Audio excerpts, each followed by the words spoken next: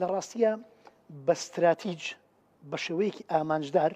حکوومەتی هەرێمی کوردستان دەسەڵاتدارەتی لە هەرێمی کوردستان بە پلان بەڕێکەوتنامە لەگەڵ بانکی جیهان و سندوقی نەقدی دەولی ئامانجی بەکەرتی تایبەتکردنی کە پێی دەڵێن خەسە بە عەرەبی سەرجەم خزمەتگوزاریە گشتیەکانی کۆمەڵگای ئێمەیە لە کارەباوە بیگرە لە ئاوەوە بیگرە لە پەروەردەوە بیگرە لە تەندروستیەوە بیگرە تەندروستی بووە بە چۆڵەوانی لە کەرتە گشتیەکەیدا تەنها حەپی پاراسیتۆڵ و چەند شتێکی زۆر سادا حتا ئەگەر ئەمە خەتەر نییە بەڵێ بەمەرجە بیمە هەبێ